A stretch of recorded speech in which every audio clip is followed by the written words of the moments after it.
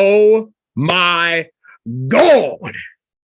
Oh my God. Do you see this right now? It's that time we've been waiting for, baby. Dude, so you may be asking yourselves, what is this? What is even happening right now? And I'm going to tell you. What you're seeing right now is us. It's me. It's your boy. And it's over here, right to my right, to your left, hopefully right here pretty soon. It's your man, Willis. What up? What up? What up? What up?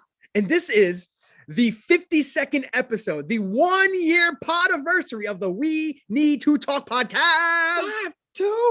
5-2. Now, you may be watching this if you are one of the lucky ones to watch this podcast when we upload it on the social medias and the YouTubes. And you may be like, yo, this is weird.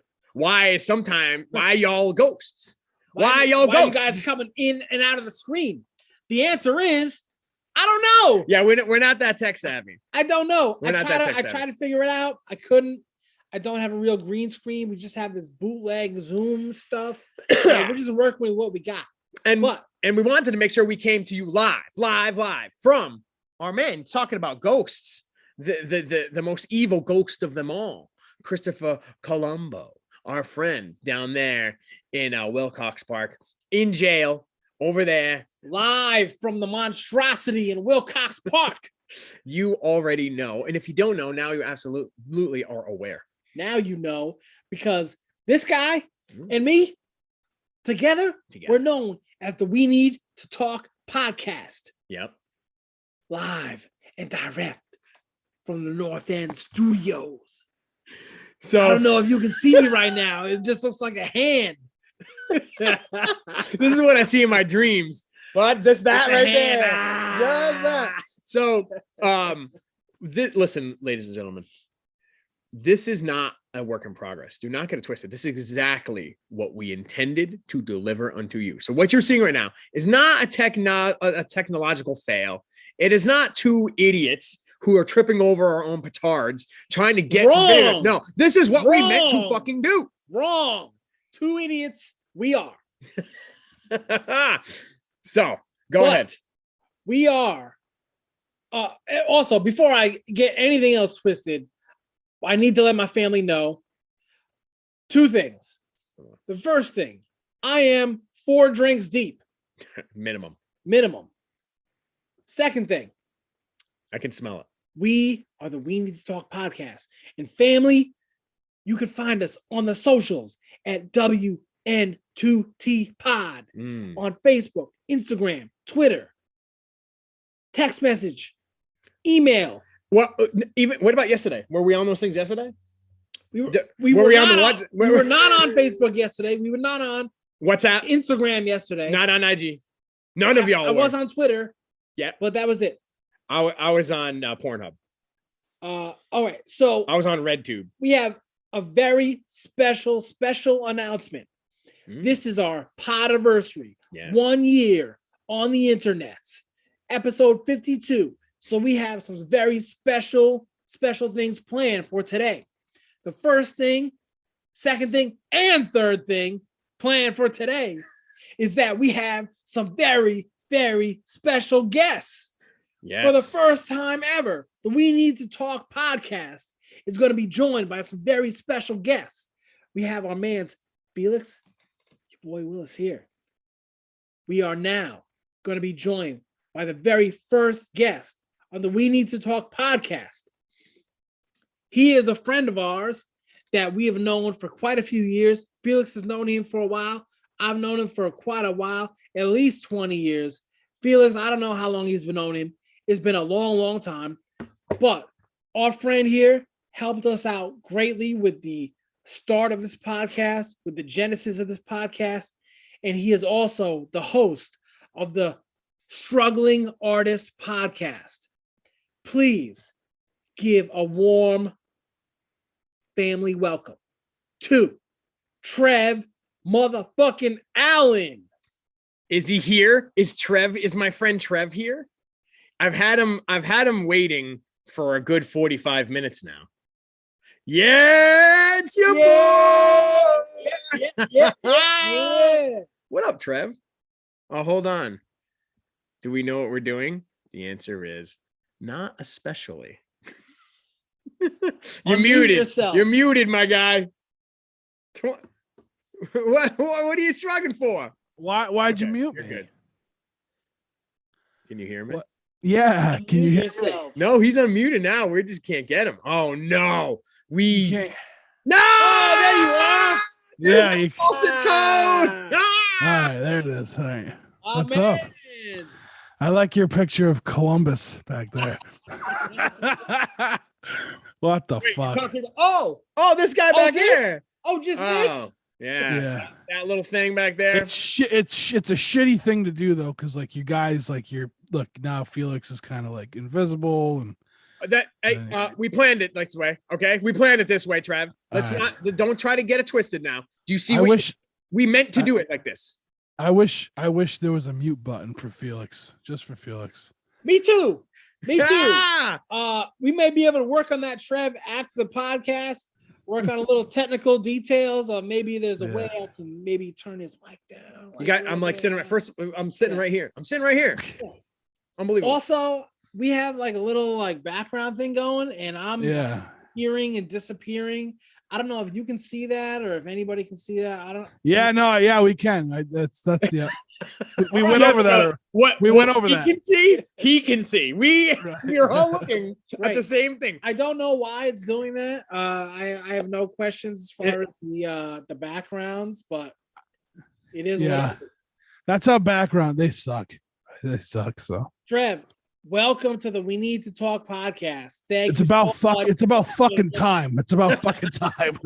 I told you have the specific distinction of being the very first guest on the We Need to Talk podcast.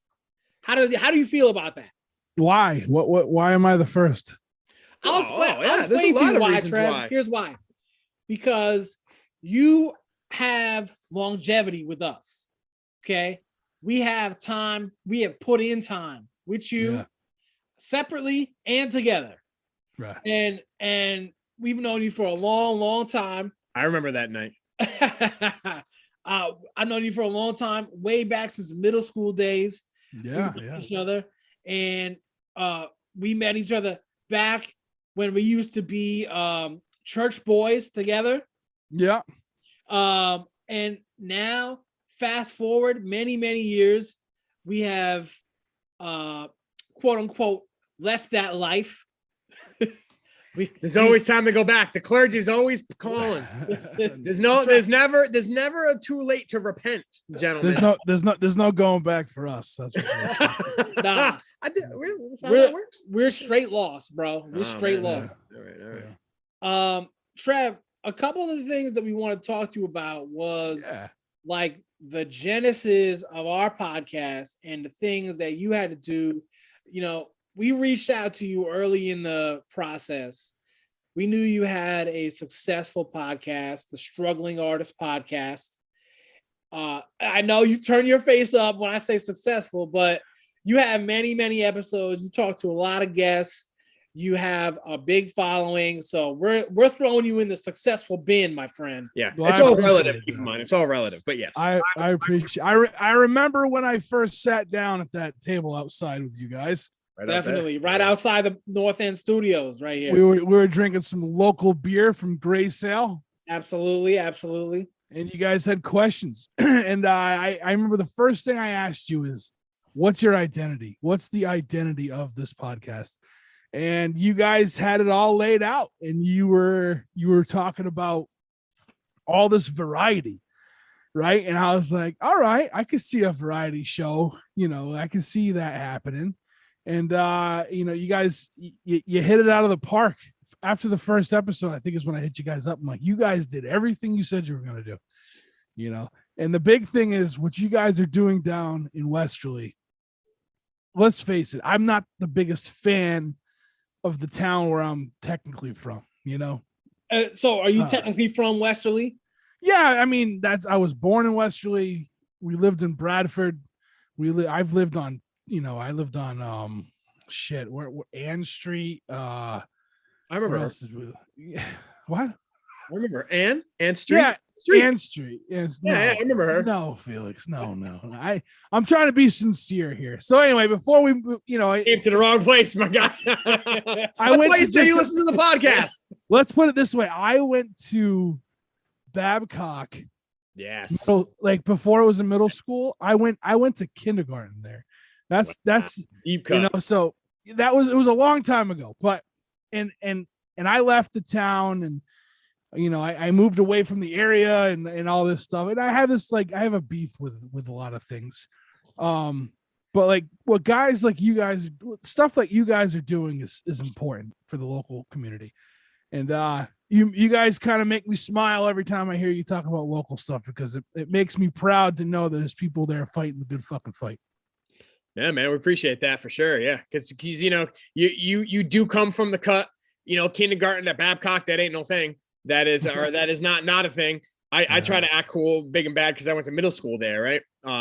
But kindergarten at Babcock, that's something. So it is. I also harbored similar feelings for a period of time in my life, but came back to the burb, came back to this podcast. Here we are, and we are happy to have you here and have you be our absolute first guest on the We Need to Talk podcast. Hold on a second, Trev. Don't worry. There is a cake.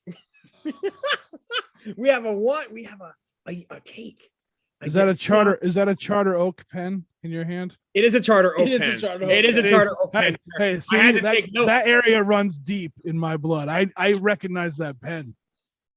So, my friend, as you said, you met with us. We had a meeting of the minds. What was your first thought process when we reached out and said, "Hey, man, we're looking to get a pod together"? What was the first thing that came to your mind when you found out that these two guys, these two idiots, were going to put these thoughts and feelings and expressions on wax? What was your first thought?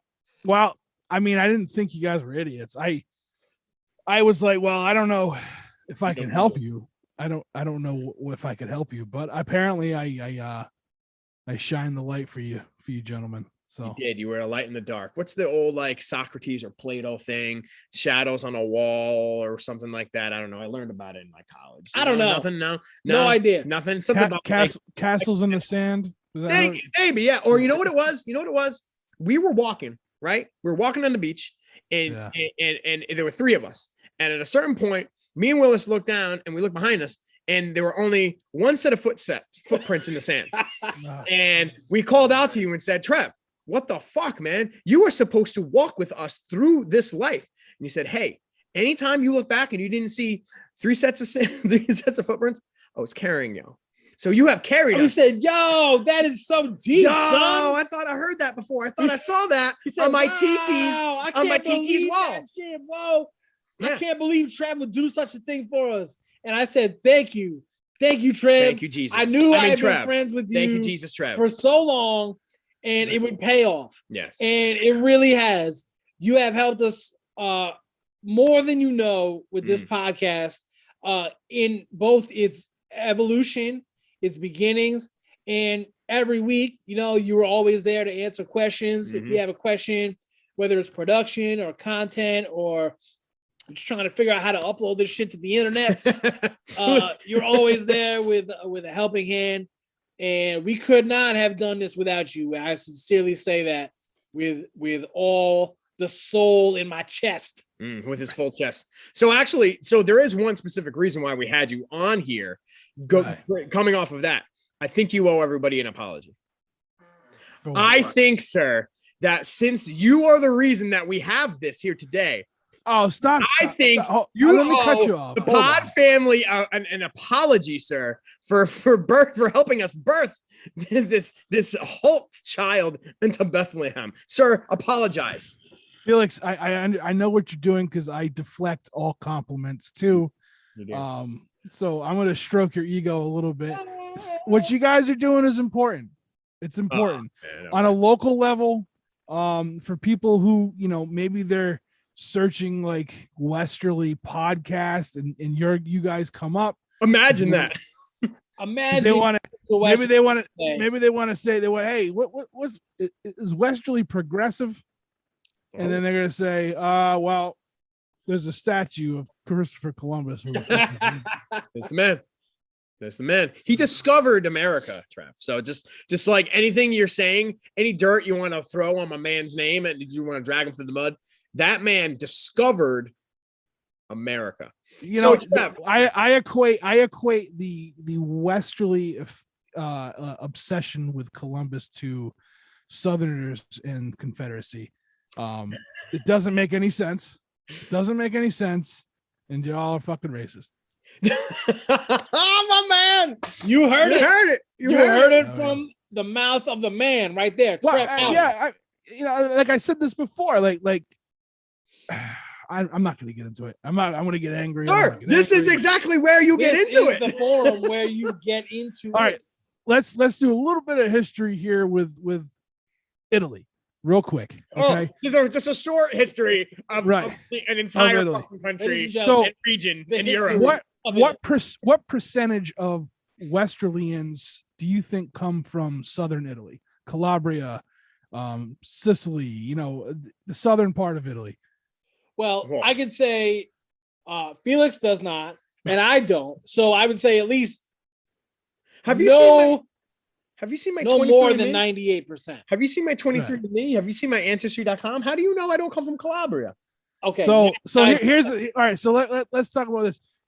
Columbus was from Genoa, and that's northern Italy. I love salami. Okay. Northern Italy hated southern Italy, and they still kind of do. It's just not as it's not as blatant as how we treat people of color in this country. But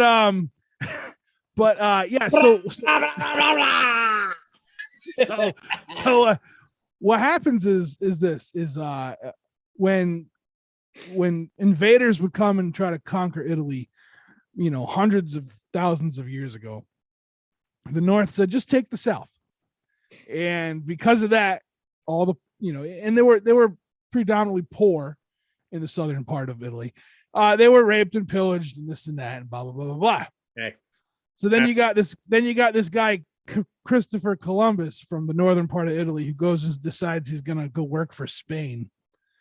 And he does the same thing that happened to the southern part of the country he's from so they don't like each other. So the fact that all these southern Italian, granted they're second, third generation, you know what I mean? They're Americans, they're Italian Americans. The fact that they have this obsession with this dude, it just doesn't make any sense to me. And so as what you're saying is maybe they're just trying to grab on any Italian sounding name. Yeah. They're trying to ride the coattails for no reason other than just plain old fashioned American racism and jingoism. Is that what you're trying to say, sir? Yeah. Yes. It's just the northern hemisphere of the United States kind of racism, Hey, good old fashioned. So, do you have anything to add on Christopher? No, I don't. I mean, I think you hit all the main topics, Trev. I'm sorry. I didn't mean to, I just go off. I think this is important, sir. And this is kind of, by the way, what I wanted to discuss with you regarding your podcast, because the thing about your podcast, and if any of you out there who listen to us and haven't given Trev and the Struggling Artist podcast a listen, y'all are doing yourself a disservice and you're pissing me off and I'm tired of it. And I'd like to have a conversation with you as soon as the Zoom meeting is over. A strong talking to. Yes, a strong, pointed talking to where I may even talk out of the side of my neck. So your podcast, and we can speak from experience, because not only are we big fans, but we're also illustrious guests of your podcast. Yes, and the thing about your podcast is people just get on there and they talk, man. What do you feel you bring? Like, what is it about you and what you could be searching for when you lay down your art that just gets all these different types of folks on there feeling like they're in a safe space to just talk about whatever comes to mind? What is it about the what's that called when you put out cheese and crackers? What is that called? The charcuterie? A charcuterie board that makes them in a nice soft couch that makes them feel welcome enough to just spill what they spill on your pod. I think it's because I'm honest. I have an honest approach. I'm not afraid to speak my mind. And I think that that brings a certain level of trust. I'm trusting this person when I talk to them, that I'm going to be honest, open and honest with them. And I think that allows that to happen, in the reverse fashion. The biggest thing too, though, is like, I'm very open about everything. I'm not going to, I don't sugarcoat. Like, when I talk about mental health, I talk about my own mental health, and I talk about whatever it is, and I think that also brings like this level of trust to the guest, And I think so. I mean, when you talk about like you're honest and you're upfront and you create that space, you are genuine, you are authentic. I think I've literally heard you say, either just talking to me or on your pod, what you see is what you get. And you absolutely, when I was on your podcast, I had no idea what we were going to get into, and you didn't give me a heads up. There wasn't no like, hey, Felix, we're going to talk about these things. We just, I don't bring the same thing with Willis, like Willis, when he's on your pod, at least for us, it wasn't like, hey, let's cover these topics. We just went. And I was telling him before, I learned things about him on your pod that I never knew about him. And it really changed the way I looked at him. And honestly, I haven't liked him since he was on your podcast. So thank you for that. Naturally, the more people learn about me, the less they like me. But generally that is it's a great thing for Felix, because I see less of him. I just see him on Tuesdays when we record the podcast. And then I say, fuck off the rest of the week. Yeah. And it's like any other kind of like successful pairing, Siskel and Ebert, or what's it called? The Stephen A. Smith and whatever, the white guy, the Dallas, and went to the other thing, whatever. No other groups of duos that hate each other's guts. Mike and Mike, like, we hate each other's guts. And Mike, yeah, that's. But we do this. We show the love, and then that's it. It's for the art. Fucking ghosts. For the art. Fucking ghosts. So, speaking of mental health, so that is something that is a key theme that every now and then gets returned to. We talked about it briefly when we were on the pod, when I was on the pod. You hear it from time to time come up. Is that something that you feel like gives you a good grounding? Like, if you can pick up certain themes of that with a guest, that you're able to connect with that person? Is it something that you're looking for with your own? Because the struggling artist, by the way, is you, correct? You're the right. Yeah, I am the. So your struggle and your quest for the truth. Honestly, like it never really intended to happen that way, but when we relaunched the podcast, like, I was in some bad headspace, and I would just kind of have to process through it, and sometimes I would talk with a guest, and so we'd have some kind of similarity, and I would be like, yeah, that's how it goes on with me. And we kind of walk each other through it. I don't think it's ever like, but first off, let me preface this by, mental health is so important. And I spent my entire life, like the first 5 years of my life, trying to bury every little thing I had, because I thought that's just what you were supposed to do. Well, yeah, that's and I'm not okay. Real guy. Yeah, I'm not okay. You know what I mean? Like, I don't want people to feel alone like the way I felt alone. And so I share my experiences. And if someone wants to share them back, like, I don't ever expect any guest to talk to me about their mental health. If they want to share, and a lot of people who come, like, I talk to a lot of musicians now, and a lot of them like the show, and I think that's probably one of the biggest compliments I can get is the people, the peers, people, my guests, the peers among my guests like the podcast. So so they get the vibe, they understand, don't come on here, don't come on there and just put on a show, because it's not what I'm looking for. It's not how it's going to go, just be honest. And I'm like, again, I'm not going to like turn around and question people, that's uncomfortable. No one likes that. But if someone wants to share throughout the conversation, and like you said, like, there was no notes before when we talked, and that's just how it is. It's just a conversation. So, if we make those stops along the way, great. If not, we'll keep it professional, and we'll talk about, whatever they got coming up and they want to promote. And that's it. I'm okay either way. Just be real, you know? So absolutely. So speaking of promoting, is there anything before we bid you adieu, a good adieu? Is there anything that you would like to promote, sir, for yourself, your brand, a GoFundMe or a OnlyFans channel that I can start paying you $20 a month and get some exclusive photo content? All right. So like I just, maybe people could check out the podcast. If you go to wherever you listen to podcasts, check out the Struggling Artist podcast. It's going to come up.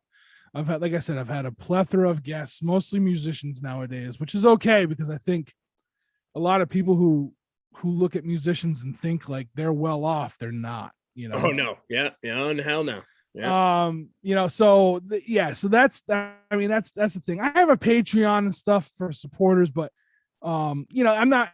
Throw it out there, bro. Throw it out there. It's just it's patreon.com/podcast TSA. That's out there. If there's giveaways. I do a lot of I give away a lot of records. I've got a sponsor. It's a record. They're a record shop, and we give away records. I give away other pieces of art from guests of the show through there. But there's a couple things. There's a website called Bandcamp. I just want to talk real quick. Yeah. And a lot of musicians, independent musicians, put their stuff on there for people to buy. Now, most people are like, why would I go buy this digital album for $5 when I pay $10 a month for Spotify? Because Spotify doesn't pay artists shit. They make like fractions of a cent. So that $5 goes basically directly to them. But there's a couple things I just want to touch on that are on there, if you don't mind. I'm sorry. Yes, please, sir.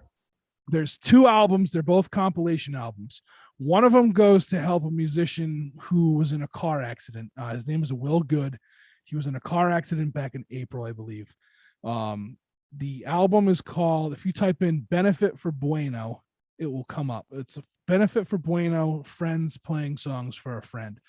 And it's a 33-track album, and I think it's like $5. Wow. Yeah. And then just a short EP. Yeah.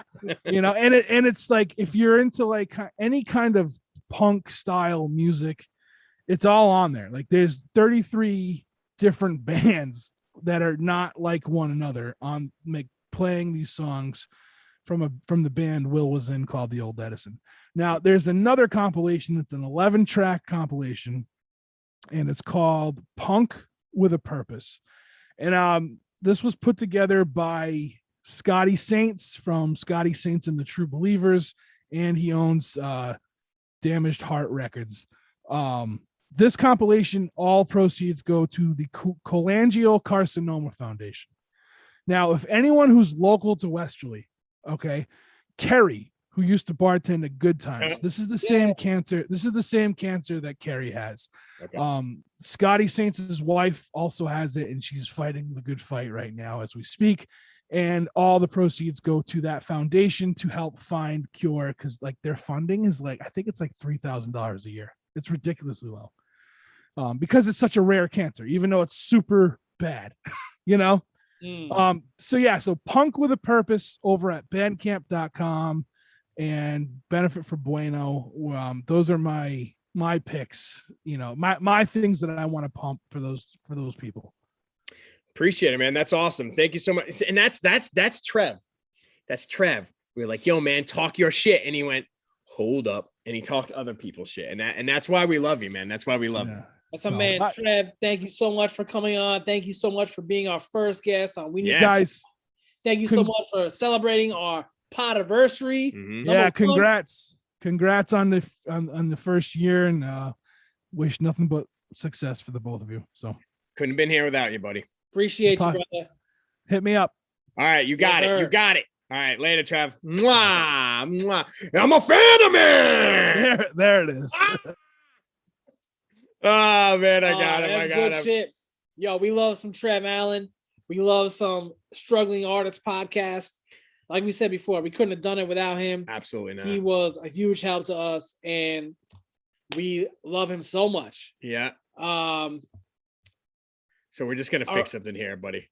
We're gonna go. We're gonna get here. We go. Yeah, that's what all I'm right. about. And you know what? This gives us the opportunity not only for you to see both of us in full, what's that called? Color chromatic, In living color. You can really see that at the end of the day, my man's we're basically the same shade. Yo, we got a little North End studio backdrop, bro.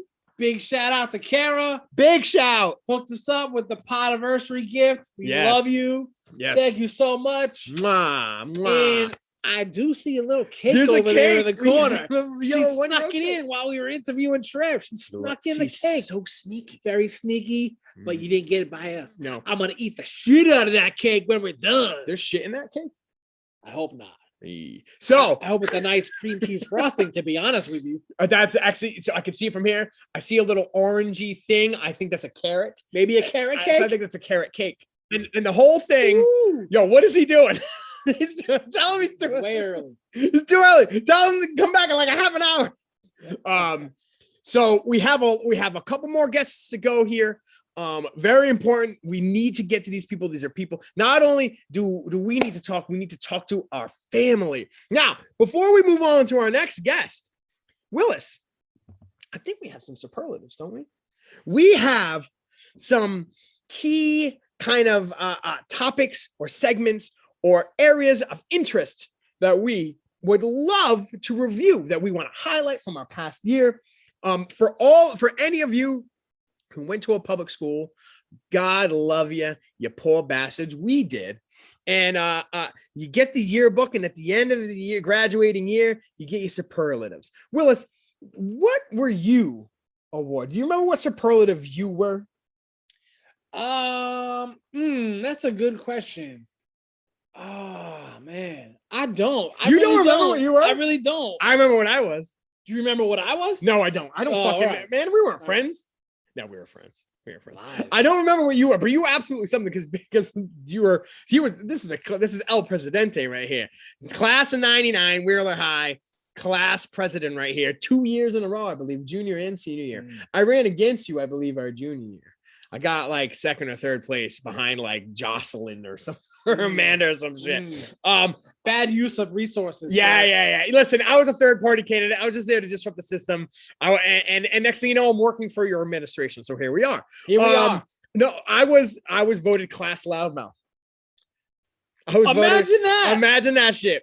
Class loudmouth. Ain't that some shit? Imagine that. I couldn't, hey, sometimes, it's just written in the stars. So speaking of written in the stars, we have some absolutely fantastic superlatives. Sir, where would you, so I have them written down, of course. Because I have the memory of a goldfish. Let's give them one and then have our you want to have our next guest? Yeah. So I want to save that. Okay. Oh no. Oh no! Our banner. Right. So, because I want to save that for our illustrious last guest. All right, that's gonna be for that one. Yeah. Why don't we do that? Let's do that. So, okay. As you all know, we from pod to pod, we try to identify a cousin of the week. Now, we don't have one every week because that would just make it less special. And to be honest with you, if me and your mans over here are sitting here racking our brain over a cousin, then it doesn't look like anybody deserved it this week. And we want to make it sure that it's worth something because we're not just inviting anybody to the barbecue. No, it's only certain people that do the work, people that have gone above and beyond to do great things in the community, for the nation, for their neighborhood, whatever it may be. We want people that deserve the title cousin of the week. We don't want to just throw it out to whoever just happens to be doing whatever that week. We want to make sure it's deserved. Mm-hmm. So we've had many cousins of the week, many illustrious nominees over the course of 52 weeks. Like he said, we haven't done it every week, but we've done it enough times to get a large pool of cousins. We got a big family, y'all. We got a big family. Intercontinental champions. That's right. Intercontinental. So we've come up with one super duper cousin of the year. Cousin of the year. And this cousin has done the most. They have gone above and beyond. They go above and beyond every single week. Every single week. They go above and beyond. They are out here in these streets, in these local streets. Right out here. Westerly, Rhode Island, right up the road. And they do great things all year long. They actually started a little bit before we did. They started last summer during the George Floyd protests. You know, a lot of stuff was going on nationwide. Things were really heated. Our Freedom Summer. The biggest civil movement in the history of our existence on this planet. Right. The biggest civil rights movement of ever. On the globe. And people in every neighborhood, every town were touched to come forward, stand up for people of color, stand up against police brutality, to stand up against police that take the law into their own hands and be killing folks left and right. We don't want to see that no more. And that's actually part of the reason we do this right here. That is one of the things that led us to be inspired to get on this platform and spit that truth every week after week after week after week after week. So without further ado, we want to give our cousin of the year. Cousin of the year. Wait, do I have a song? Do you? I think I just came up with one. I think I got a song, and it's linked to my man Chris Carrabba right here. Ready? I don't know if you're ready for some dashboard. Right? I don't even know who Chris Carrabba is. Hey, that is what the yin and the yang, the ebony and ivory, the cool guy and the fucking emo nerd. So for the cousin of the year, hold on. I'm just gonna do something quick. Ready? Hands down, you might be the best cousin of the first year of a podcast. You went on the streets and you sang in front of the post office. You held up some signs and you wagged your finger at the corporate elite who support white supremacy and those cops that they stand on the corner. The Westerly arc. That is our good. I had to stop while I was ahead. The Westerly arc. The Westerly anti-racism coalition. Listen. If you're a coalition, come on in.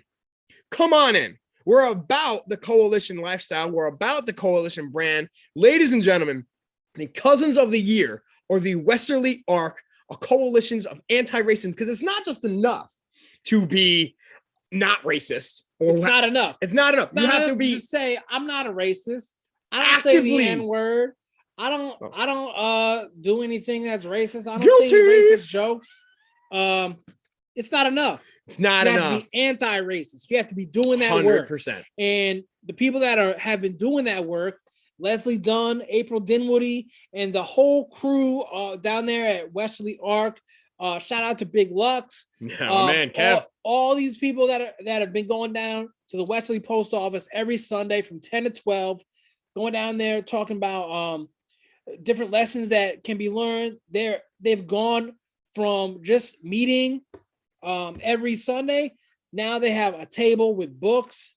They have literature you can borrow. Yep. For Juneteenth, they had a whole walkthrough through Wilcox Park. They had people down there with music. They had people saying poems, spoken word, whatever you want. You can get it down there. Sunday, 10 o'clock to 12 o'clock, Westerly Post Office. Mm-hmm. Big shout out. We love to see it. Westerly Arc. Thank you so much.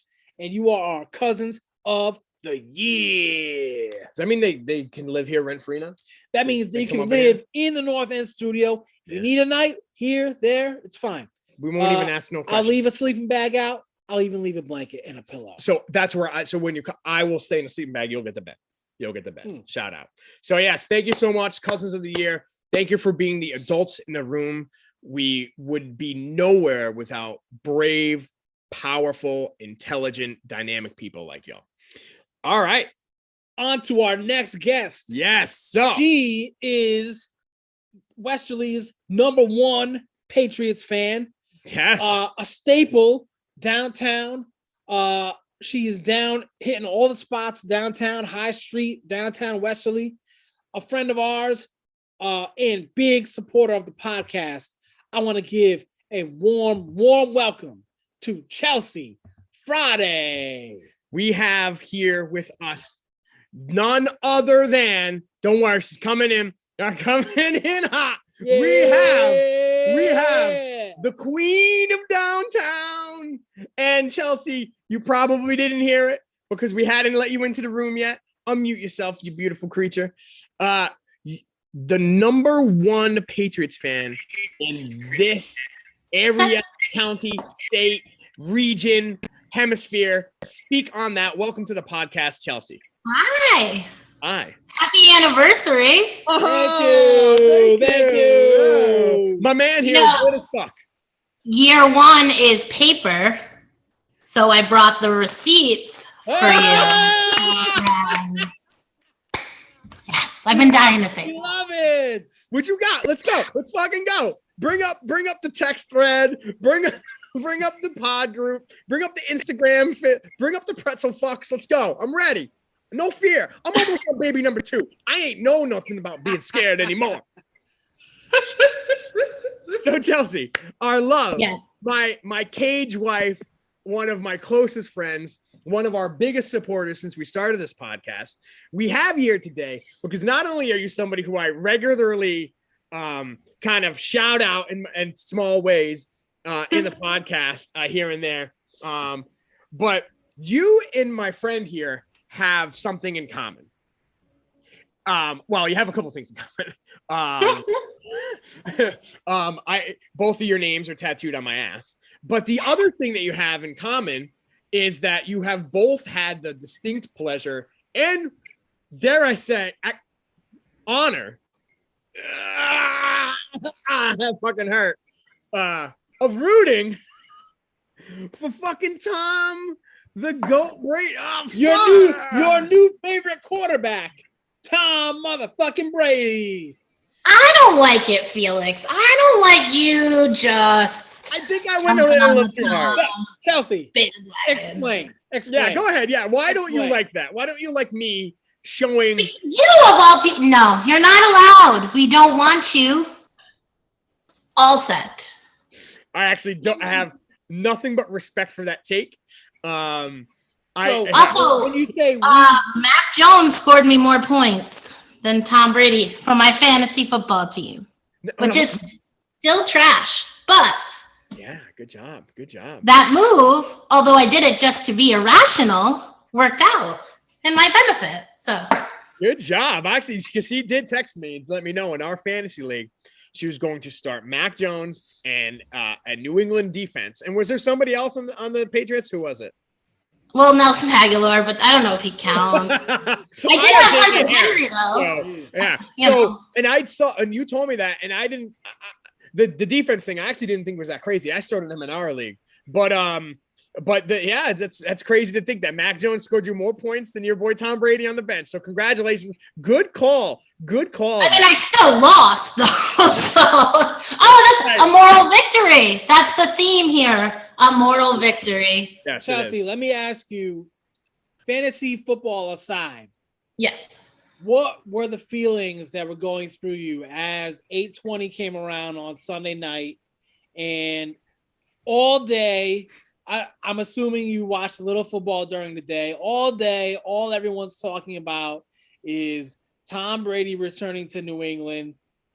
Obviously, being a Tom Brady fan, a Pats fan, you had many feelings about the matchup that night. Tell me what was going through your head as the game started on Sunday night.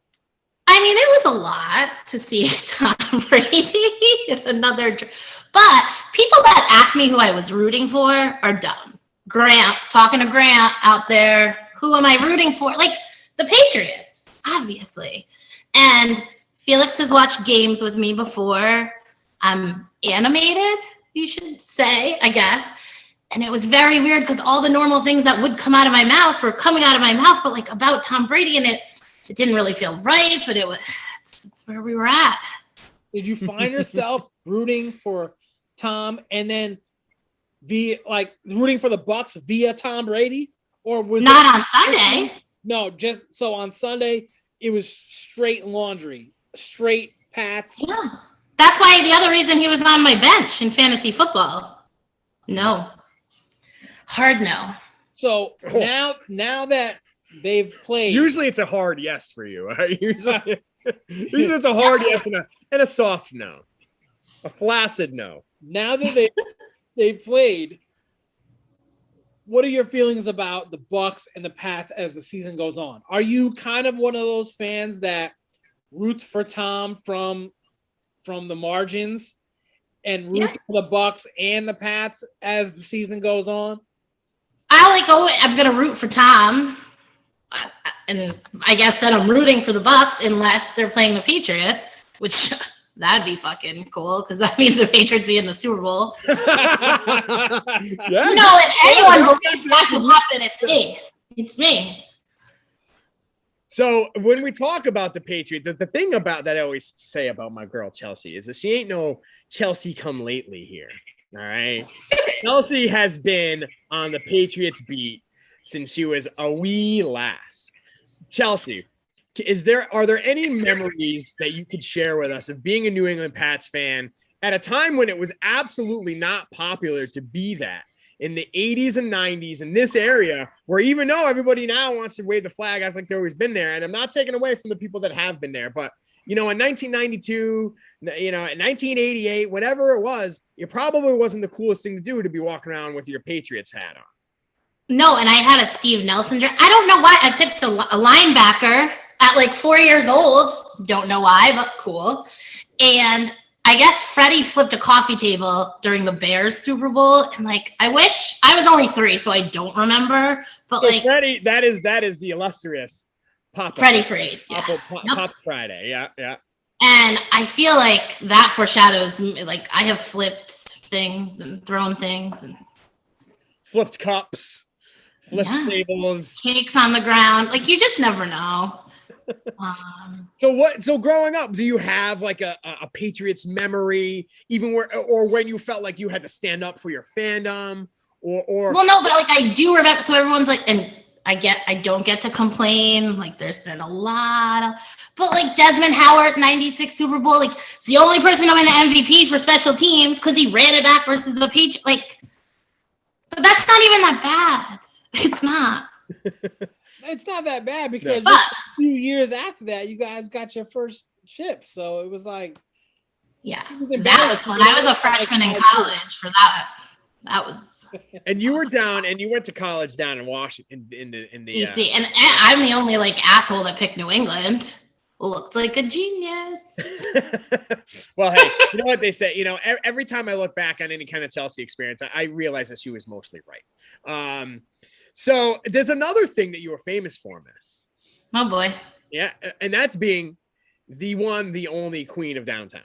And this is a crown that you have worn since I stepped on the scene.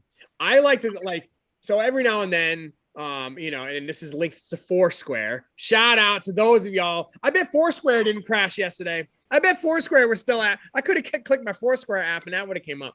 You would have been the mayor. Yeah, I would, me and you would fight over mayorships of local establishments, but I became known as the mayor for a short amount of time. Every now and then I see somebody to go, hey, he's the mayor. The thing about the mayor is, you can be a one-term mayor. You know what I mean? And you can leave in disgrace. You can even leave in cuffs. So, the way I talk about my reign is just about like that Alien movie, right? Every king has his day and then he dies. Not this queen. All right. So Chelsea, you have sat just like the Queen of England. You've sat there, the monarch, and watched leader after leader come and go, flash in the pan after flash in the pan come and go. You still just hold court. What about downtown Westerly? What is it about our amazing downtown, the amazing people that go down there and run our businesses? What do you love most about our downtown? Well, I think I've managed to forge like some of the most very random, but like friendships with all different kinds of people. And on paper, it makes no sense. that like we would all even be like here. and like now I can't imagine like them not a part of it. So, and I think that's cool. And I think there's like all sorts of different places for everyone. And then there's Danny's, like just fucking leave Danny's out of it. Danny's is the drain that everything runs into. And at the end of the if night, you know, you know. And if you don't know, then end up there, that matters, right? That's right. That's right. Chelsea, one last thing before we go. Okay. I want a very, very quick prediction. Give me your winning challenge duo. Ooh, well, because it's CT always and forever. Yeah. I don't know. Like the Dark Priscilla really fucking shook things up last week. Dark Horse Priscilla coming in hot. Yeah. Long overdue, by the way. This whole like thing where they kind of usurp them. Yeah, this is long overdue. I recognize it was tough because a lot of them were paired up with veterans, but finally we have all vets and rookie pairing. So next week there's gonna be a vet going down there. It's gonna be a vet going down. It's not going to be my boy CT. It better not. It shouldn't be your boy CT. I can't. I've had an emotional week, TJ. Do not do that to me this week. That is fucked up. No. Can we reference for a second? I don't know if y'all noticed, and if maybe I just didn't pick up on it. TJ was it came through in like the substitute gym teacher fit this week. He had like a logoless gray t-shirt and like just like basic black like. And then he's casually like, "That's my yacht." yeah. Hey, he'd be continuing to cast. He's rolling up there in Lambos and Porsches and all this stuff. He's like, yeah, here's the mission, guys. As he like skirts out from his love it. Back to the Airbnb. So actually, sir, I'm not done with this one. I got two important things that we need to do with her before we let her scurry. Oh boy. And back to the Red Keep, back into the warm bosom of the Red. So, are you guys keeping track of the baseball game, or are you going to watch it after? I'm recording the game. Please do not tell me what's happening. So, yes, for those who maybe aren't aware, right now there is the one-game wild card playoff between the New York Yankees. By the way, this is New York Black Yankees right here. That's right. But the New York Yankees against their arch rival, the Boston Red Sox. Speaking of arch nemesis, we have been sharing, we've been trying to share some superlatives over the course of this podcast, Chelsea, right? And we already said our cousin of the year, which is Westerly Arc. And we talked about what we talked about. Was that it? Is the cousin of the year so far? Yeah, cousin of the year. We have 20 others. We're never going to get to them. But we do have the arch nemesis of the year.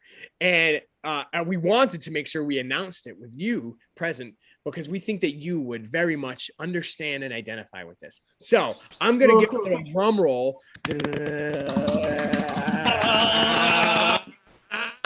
Willis, who is our arch nemesis of the year? Ladies and gentlemen, Caswell and Christine Cook. Yeah. One more time. Yeah. We can't stand your asses. My God. And like somewhere he is dry humping the air at the Jammer. Like having tourists beg him. At the Jammer tonight. That's the smell I'm getting right now. Hoping that I would run into him. I did not. However, there was a subpar DJ, so it reminded me of him at his Windjammer residency. Indeed.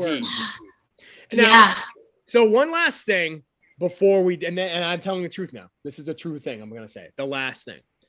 Well, because I have a scenario for you too, Felix. So I have one more thing too. So I'll do mine, and then we'll let you finish. I always let the queen finish before we go. So, as the queen of downtown, you know better than anybody what the perfect quintessential Westerly Eve is. So, Miss, what does that look like? Where do you start? Where do you check in? Where do you end up? I'm saying all time. All time. I was going to say, because, like, to use your phrase, of all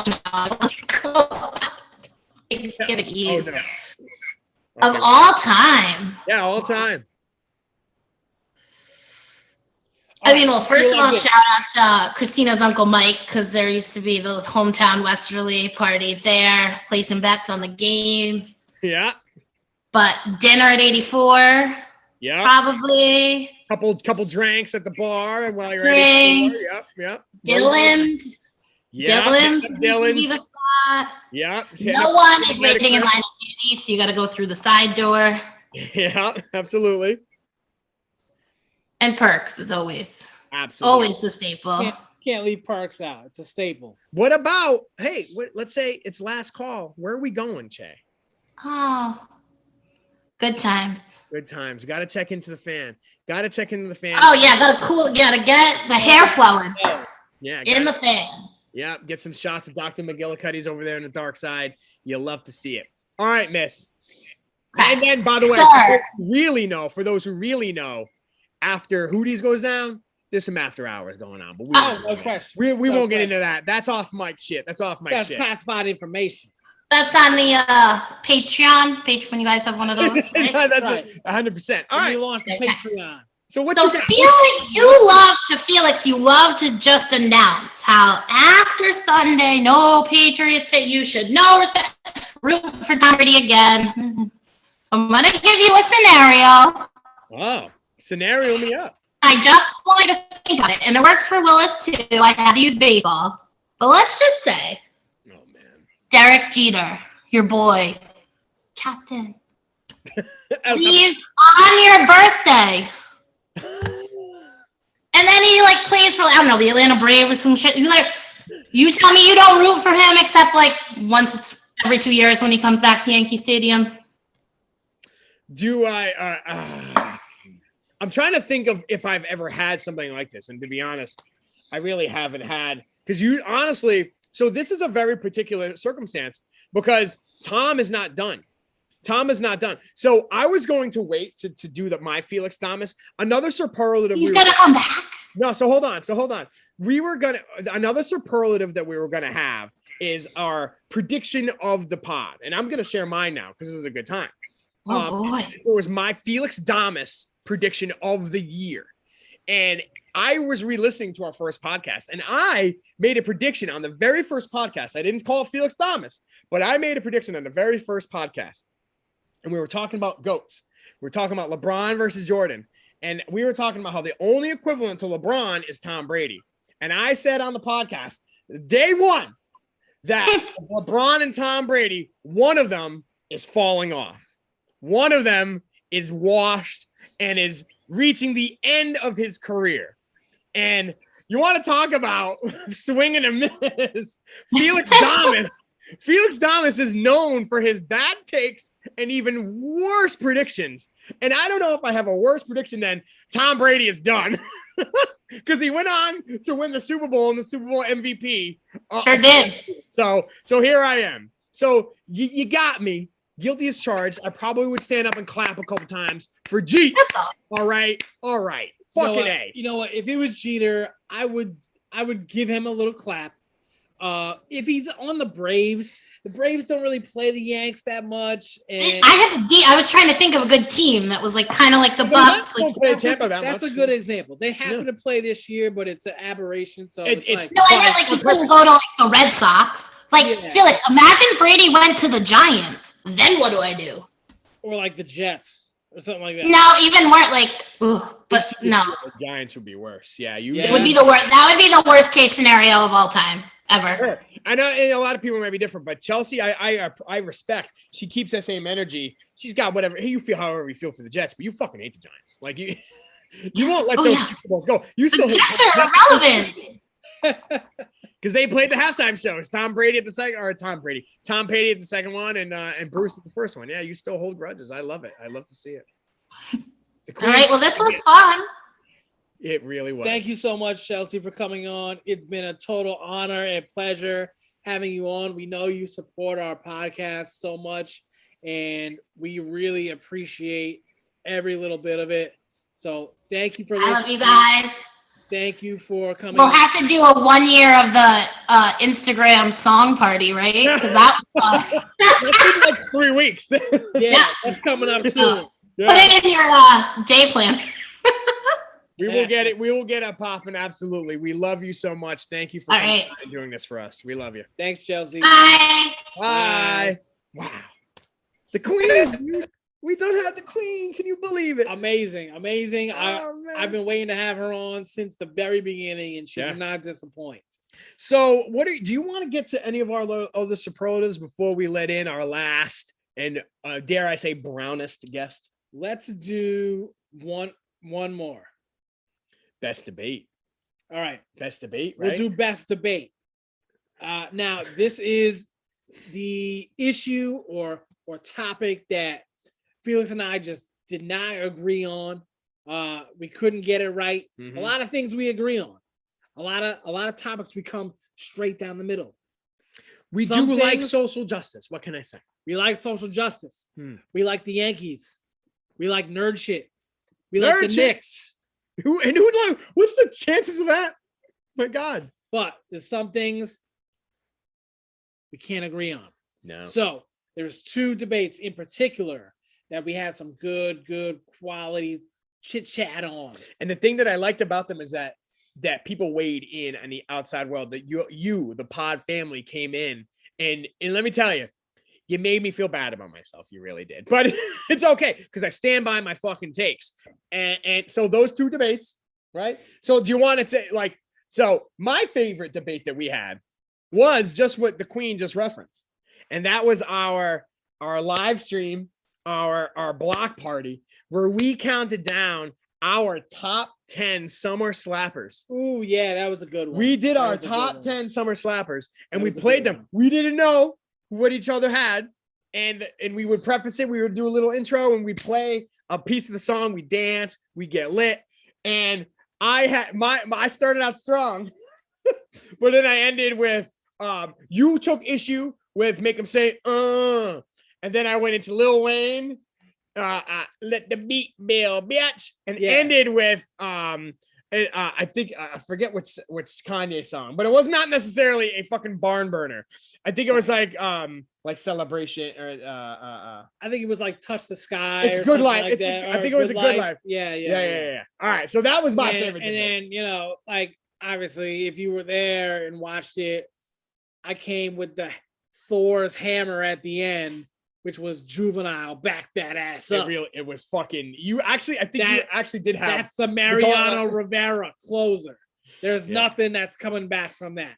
That's winning you the chip every single time. Not to remind you, sir, but according to our Instagram poll, I won that Instagram poll, and I do think it's because I'm not a fucking misogynist pig. Because he cooked the books. That's why he cooked the books. I recognize that over the last 30, 40 years of hip hop, there were some female contributions. So I had a female hip hop artist or two, sir. Sorry. I'm not here for the Missy erasure.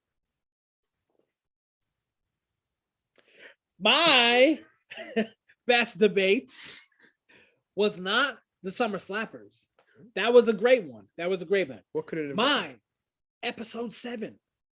My beautiful, dark, gravy fantasy. Ooh. You and I had a big talk. We did. And it got down in the griminess. We got down in the griminess. Best Thanksgiving foods. We did our top 5. We did our top 5 Thanksgiving foods. Counted down to 1.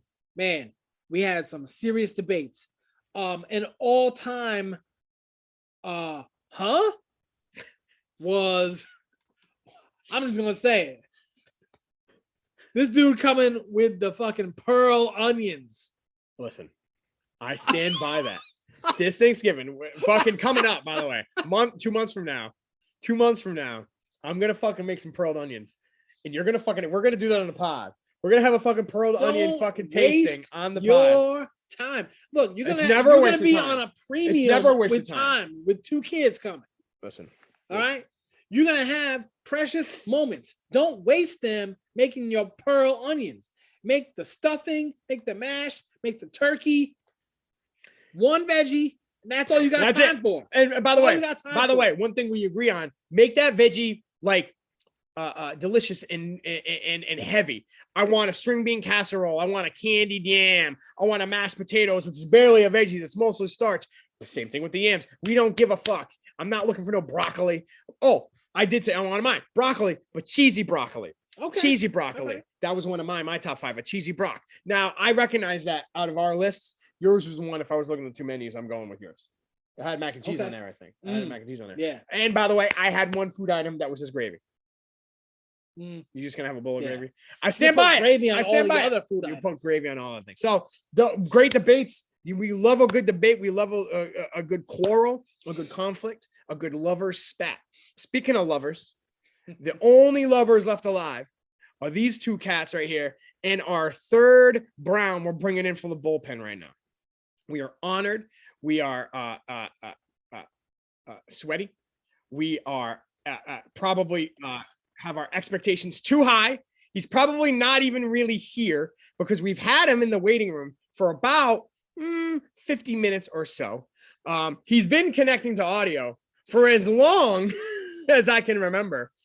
We've known him for a good 22, 23 years.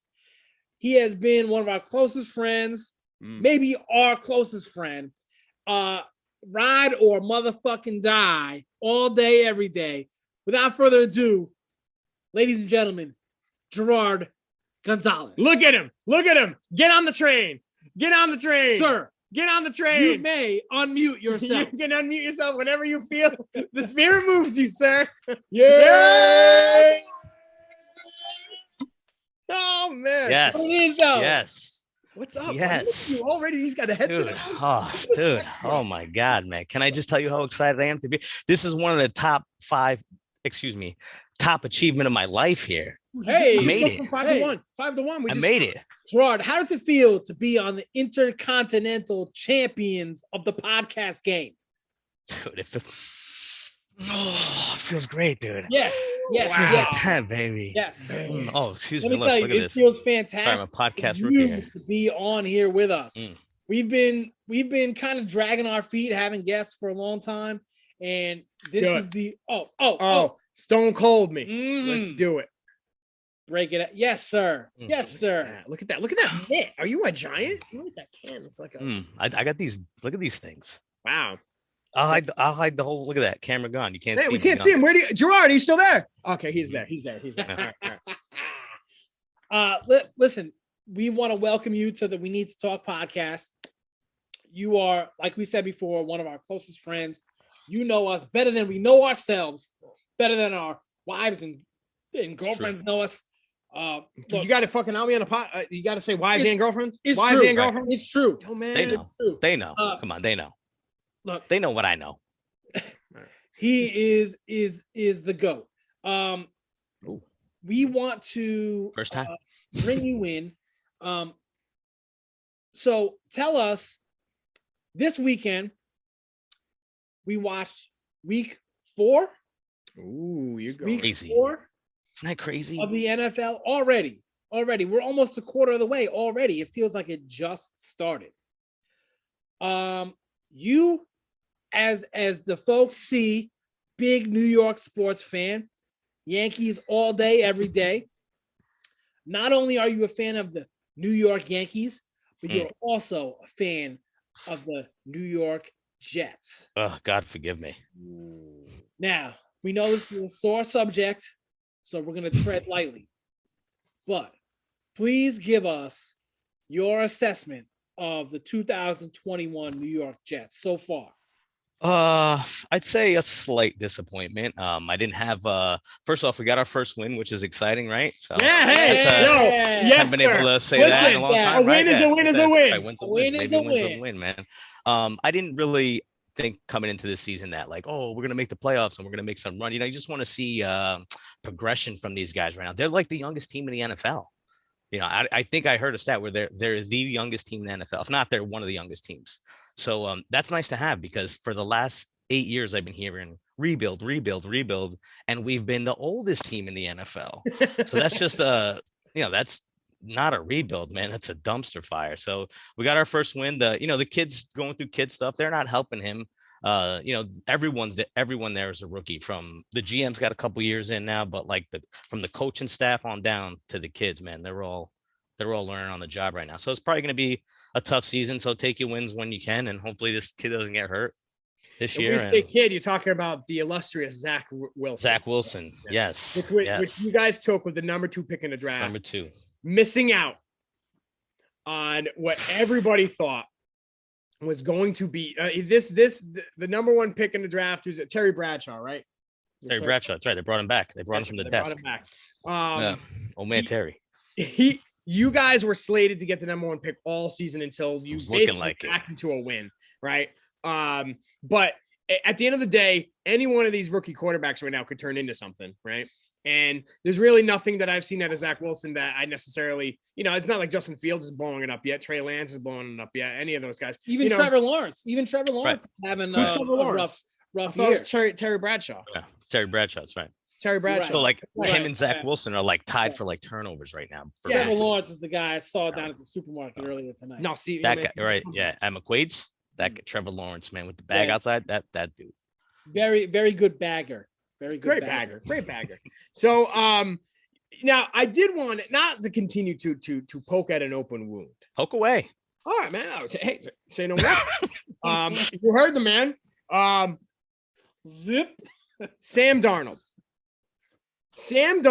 I heard an interesting stat. I think he is the first QB in the entire NFL history to have 5 rushing touchdowns in the first 4 games or something like that.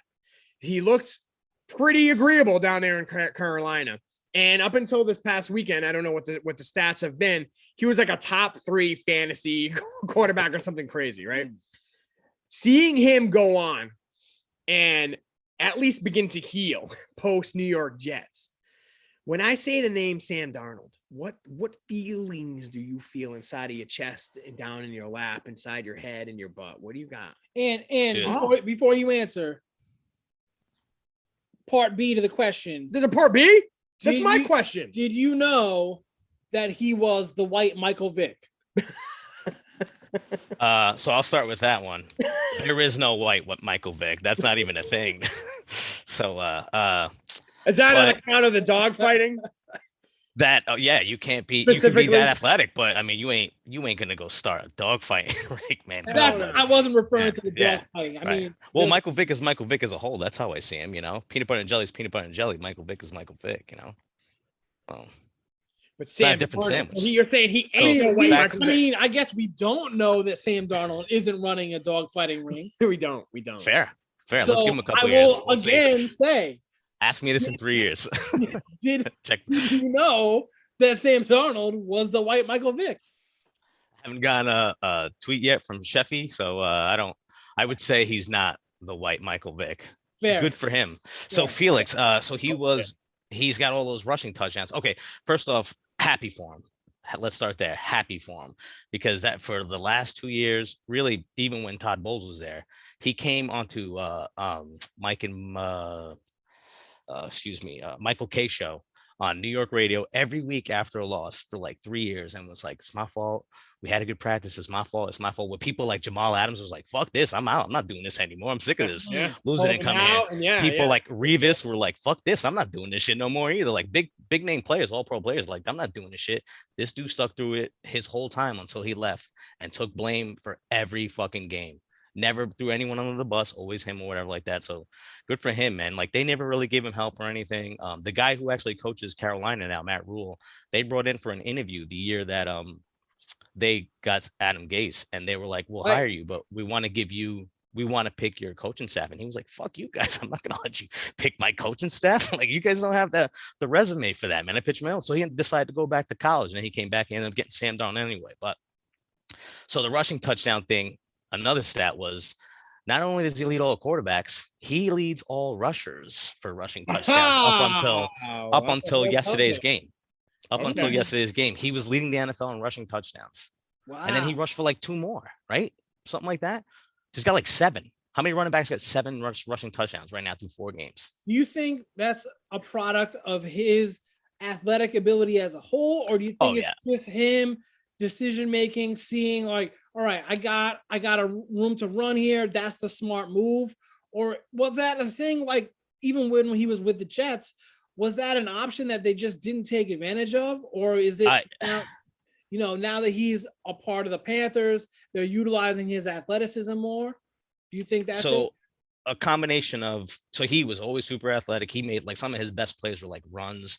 I remember he scattered one for like 60 yards or something like that. Me and Dave were going nuts in the living room jumping. The game was pretty much, they were getting blown out. I couldn't even tell you who it was, but dicks like up and down. It was that same week your boy Daniel Jones got sniped. Like I remember that. He was off, man. That was like the fastest run. Yeah, he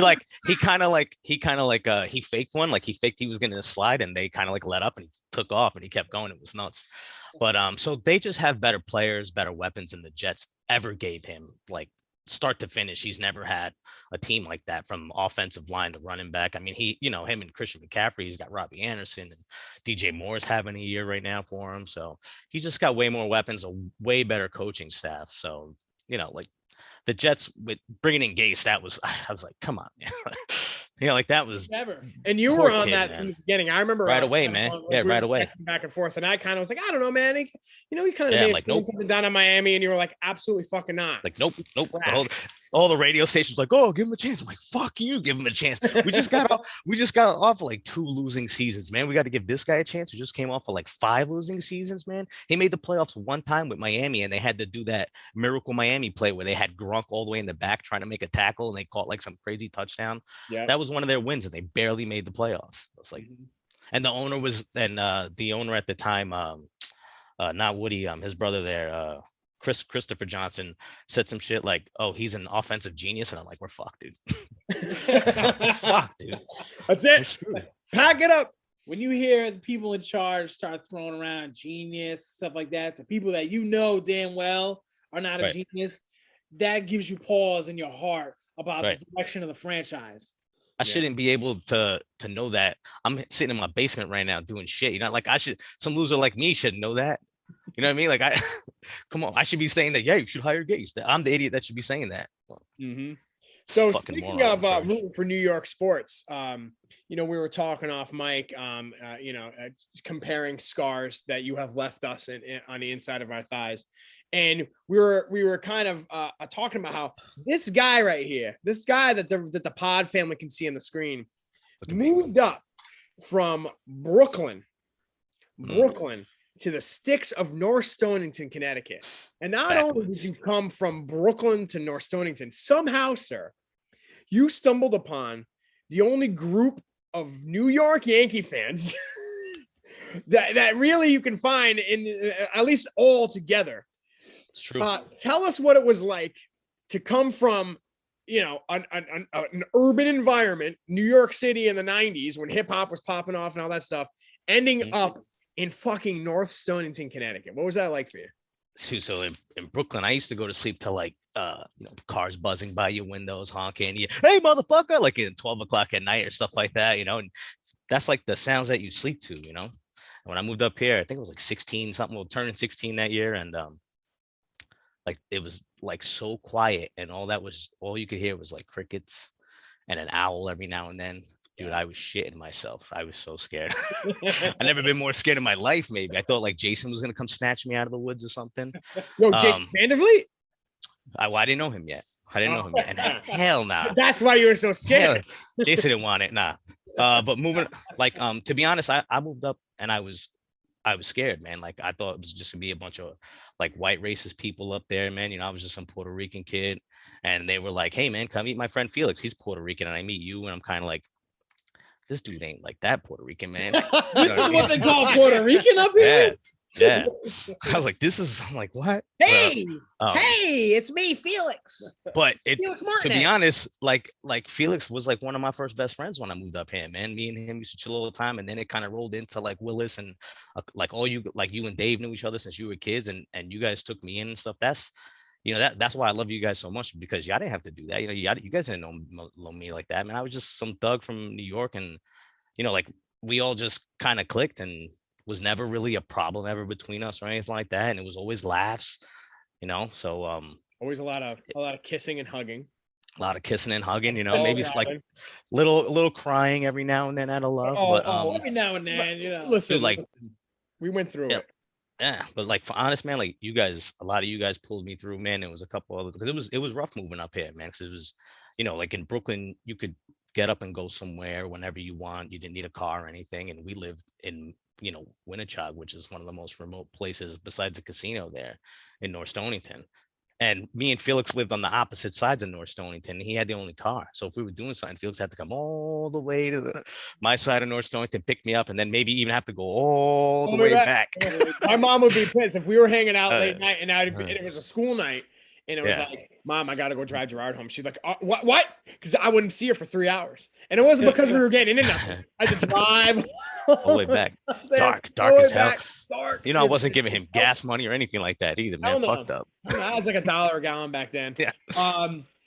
So I think you mentioned something in there, which was like, hey, you guys took me in. I will say, I needed this. I needed the street cred because just having as you called yourself, a Brooklyn thug, yo, man, people kind of puts respect on the name.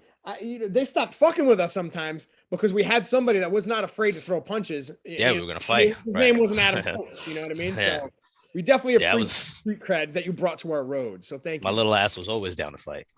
Thank you for having me. Anytime. Speaking of Brooklyn, we know that basketball season is on its way. Today was the first day of preseason basketball. In just a couple short weeks, we're going to have the first regular season game. And you, as a Brooklyn Nets fan, have a lot to be excited about. You have an amazing team on the horizon. Last season was awesome too. Tell us your prediction for this season, what you're looking forward to, and how you think the Brooklyn Nets are going to make their way through the East. Championships. That's my expectation. Not championship. What's your prediction? Back to back champion. Yeah. If Kyrie and they can all stay healthy, like really just those three, it doesn't really matter who they put around them at this point. I felt like they had some pretty good role players there, but I mean, with these, I think those guys, and I don't know, I thought they gave away a lot, but I feel like those guys making the decisions there kind of know what they're doing. And those three guys together healthy we've seen it, unstoppable. Just can't stop them. Two of them healthy is unstoppable. If Kyrie stays healthy, that playoffs, I think that's, we crown somebody else at the end of the year, maybe, the way Durant was playing, we all saw it, and he was if that man didn't have a size 28. Yeah, right. Or whatever. 27 and a half. By the way, he say he gets them a size bigger just so he has some extra space in there for his corns and shit like that. Like it was like a scintilla of shoe over the line that brought that from a 3-pointer to a 2-pointer. And you're right. It would have changed the whole trajectory of the franchise. 100%. And we're talking about Giannis and for good reason. Right.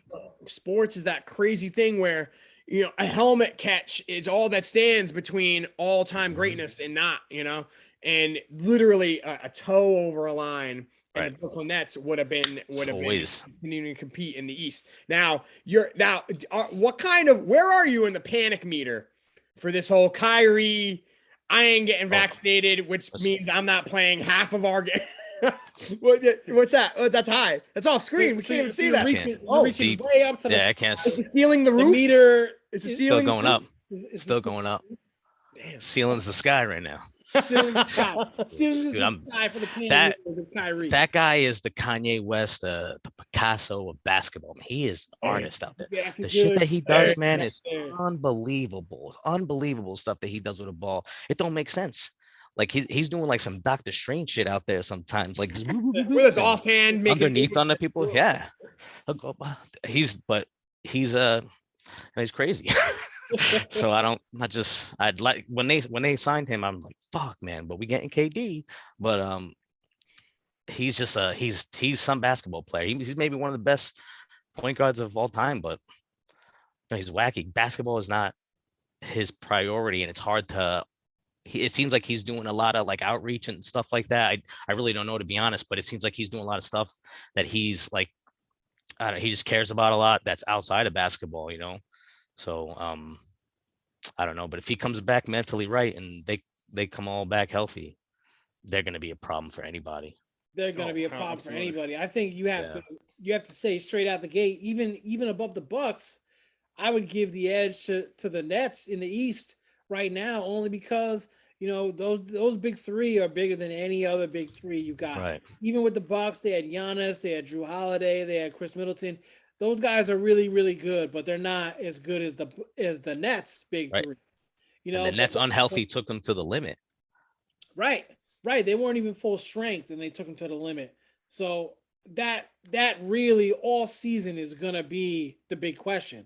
Whether or not those three can coexist on the floor. We know they can coexist, but can they all hit the floor healthy for enough games where it's going to give them that like number one spot in the East? Mm-hmm.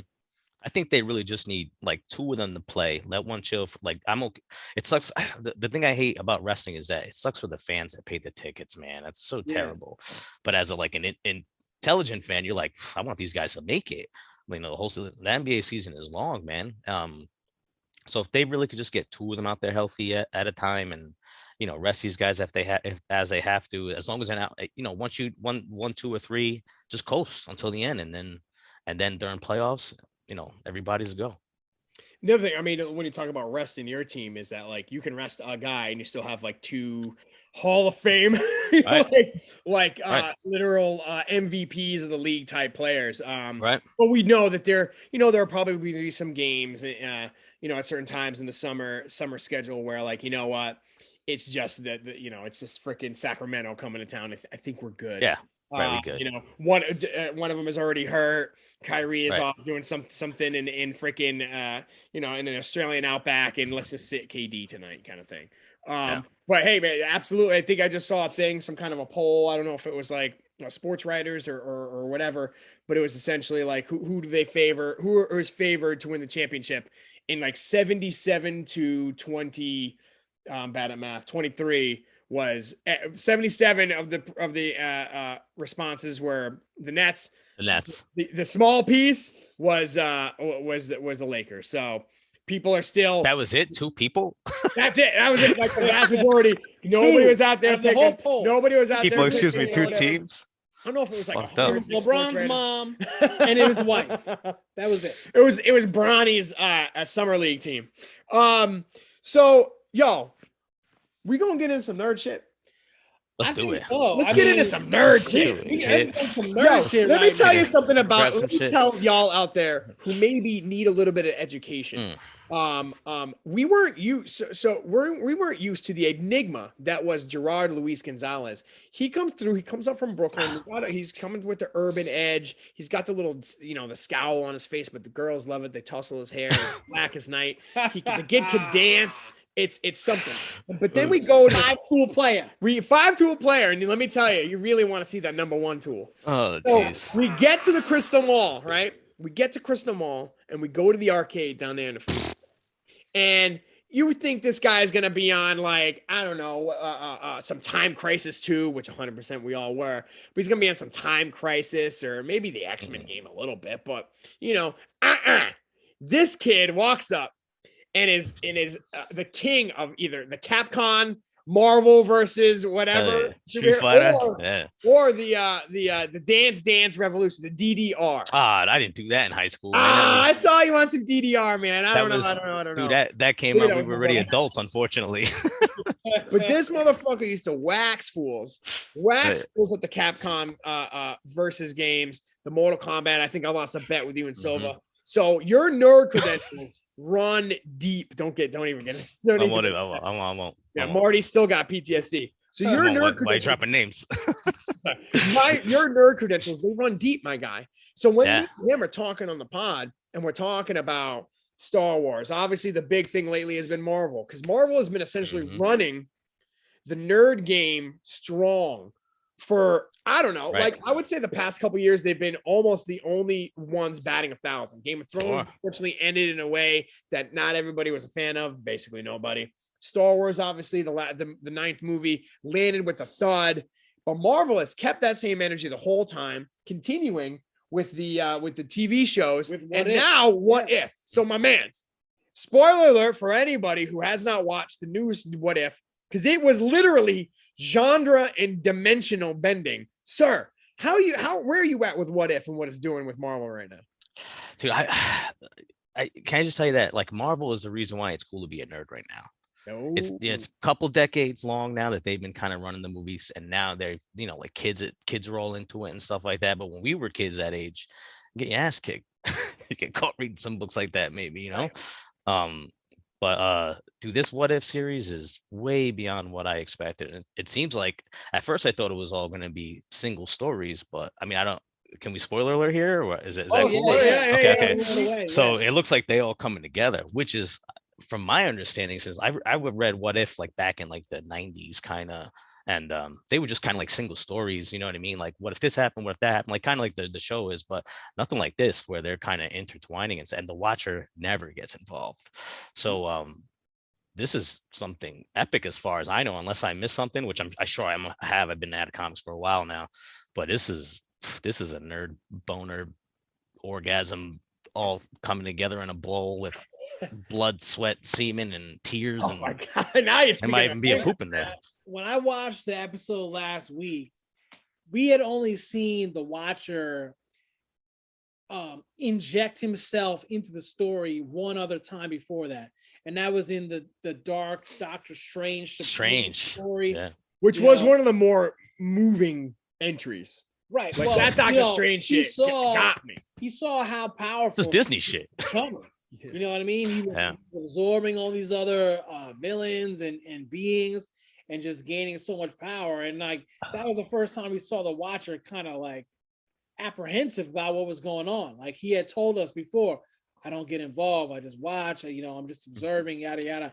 But that was the first time where he was like, weirdo. Like maybe I should say something. But yeah. Now that's because his ass is on the line. Let's put it out there. Let's put it out there because his ass also says, "Oh shit!" Now Ultron caught him too. Yeah, Ultron caught him, kid. Now his ass is on the line with Ultron. We saw the crazy, just fucking awesome development that Ultron. He took Vision's body, used it as it was originally intended in the MCU. That's so awesome. We saw how quick work he made of Thanos. I almost felt bad for Thanos. He gave him. I did feel bad for Thanos, man. Just zipped him right up. He gave him zip. Where was Vision on that? With the Mind Stone, and got him the fuck out of here, quick. And so now we're in this place where Watcher is on the run. He's out of there. He's getting his ass kicked through dimension after dimension after multiverse after multiverse. Looking for help. It's punching the shit out of him. So there's a couple things I wanted to bring up. One of the things that we learned in the Loki series with the TVA was when Loki was first on the scene at the TVA, he was going through the drawers and he saw a drawer full of Infinity Stones. And one of the things that Mobius told him was, these only work in the universe in which they were born, they were from. Fast forward to What If, we have an Ultron, a super Ultron that's powered by all 5 Infinity Stones, and he is punching the shit out of the Watcher. It seems like every punch is going into a different universe. Boom, boom, boom, boom, boom. So if these punches are going from universe to universe, from multiverse to multiverse, is what we know about the Infinity Stones true from Loki? Is it true that they can only be used in that same universe? Or is Ultron defying the rules that we know? Are you okay? Are you okay? Is Ultron come back, Felix? Defying the rules that we know about the Infinity Stones? Boom. Yeah, maybe. I don't know, man. Yeah. So did I just blow your fucking mind? You blew my mind, bro. So now is it? I could be wrong here, but I thought the Infinity Stones thing was like they don't work there, like in that dimension, like that TDA dimension or wherever it is. Like they don't work there. That's the other thing too. It's like we don't know where the TVA was. TVA, we don't know like what dimension it was. Like, they could have been in the quantum realm, which is where like Ant-Man and all those guys were going through, especially in like Endgame and all that stuff. There was a lot of quantum realm activity. he's the TVA in the quantum realm, and that's like a separate totally different. Isn't it crazy? We don't know the rules. Right. Marvel's got like two different things that are like, this can fucking be anything, and it can be infinite things. And then this over here, the quantum realm, can be anything, and then this can be infinite things. So if we ever want to fucking hit the reset button, we got two ways in and out of this bitch. We're fucking making movies for 1,000,000 years. Well, that was one of the things that, at the end of Loki, when Sylvie stabbed He Who Remains, and we saw in the background all the universe, everything going everywhere. That one move gave Marvel Studios the skeleton key. It gave them the carte blanche to do whatever they wanted, to retcon whatever they wanted. They could go back and say, all these movies that were back, they're all true. Everything that came before this is all canon. It's all fact. Right. It blows your mind, like, as to the things that they could do. All the different comic stories over the years. I mean, some of these characters, there's 60, 70, 80 years worth of comic lore. Right. You know what I mean? It excites me to see, like, the things that they could do. It excited me before, like back before, say, like 2 years ago, before there was this multiverse talk. Just when I heard they were going to get the X-Men and the Fantastic Four, I was like, oh, and Spider-Man. I was said, oh shit, they're going to merge all these things finally, right? Finally, we get what we had in the comic books, where all these characters shared stories all the time. And I was excited about that. And we've even barely scratched the surface on that. Outside of Spider-Man, we haven't gotten into Fantastic Four yet, or X-Men. Like, Felix would be more to talk about this. Like, the problem with that is going to be all like contracts and shit like that. Who's got what rights? Like, dude, that like what, 20, maybe more than that years ago, Marvel was going down, and Stan Lee was like, yo, take this character, take that character, take this character. So all that's going to depend on what they're going to want to do. It sounds like Sony's going to try to make something with Venom and Spider-Man, so that means Spider-Man's probably going to be out of the MCU, or that's going to be its own fucking dimension somewhere else. You know what I mean? Doing, who even knows if it's the Spider-Man? They might even get another one. So that's what I think is kind of cool about that whole thing, is that they could just make up whatever they want, new guys, bring in Miles Morales or new characters as they want. So, different Spider-Mans from different dimensions. Everyone loved that Spider-Verse. That's kind of where a lot of this stuff kind of like kind of kicked off. Maybe a little bit of Doctor Strange before that. I think Doctor Strange came out first. But that Spider-Verse was a really surprisingly big hit, even for me. Like, I was like, man, this is one of my favorite Marvel movies. I had all of them. Yeah, definitely. And it was not something that was necessarily on my radar for many reasons. But first of all, it was a cartoon. Just like with What If, I didn't have high expectations. One thing, I think that the benefit of them being linked up with Disney now is literally there is nothing that they can't buy. So I suspect that all things being equal, the almighty $1 billion will win out, and rights will, eventually sort themselves out As they're wont to do, because man, all we gotta do is sign on a dotted line, and if I give you a cut, you're good to go. Scarlett Johansson settled last week with settled her lawsuit against Disney Corp for her piece of what she felt she was owed from the botched release of the Scarlet, not the Scarlet, I always mix it up. That's her name. Black Widow. Yeah, Black Widow. Which, by the way, I felt was a very important lawsuit, because a lot of creators, I think Scarlett put herself out there and tried to kind of put a flag in the sand and be like, hey, you like $1 trillion companies that are just going to take everything that we make and put them right to your streaming service, which we don't get a cut of. Man. What's his face made $1 billion already? Robert Downey Jr. off these deals. Where's mine? So whatever. But the one thing I will say though is I do, because I am the canary in the coal mine, and I am the concern troll. I worry that there is a limit to all of this, and that we are in uncharted territory, right? With this whole we could do whatever we want thing, and have this going over here and have this going over here. I do think that overall, you need a main thing. you need something that is a through line that you could have offshoots from, but everything stays compact. Right. Which, by the way, I reference, this could be how we get X-Men, right? Like they could just retcon the whole fucking thing and say like, oh, you know where the X-Men have been this whole time?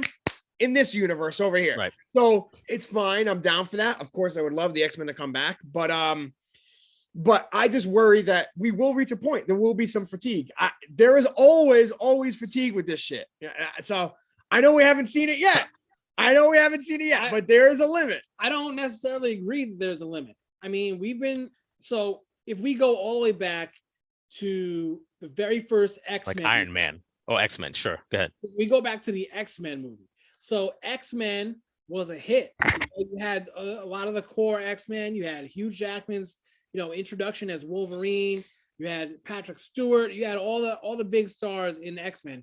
And that was like the first time that we really had a superhero movie, right, with the support of like really good technology, right, so that they could show us like powers and flight and shit like that.